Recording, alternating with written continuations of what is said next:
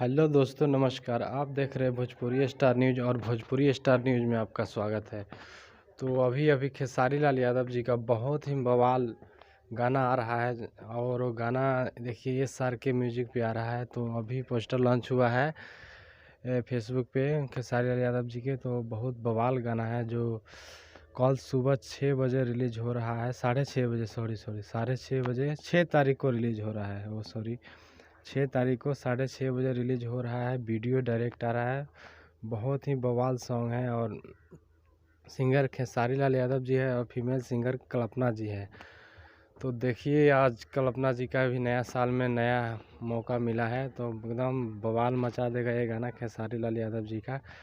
तो आप लोग ज़रूर सुनिएगा इस गाने को, बहुत ही मस्त गाना है, नया साल का नया धमाका।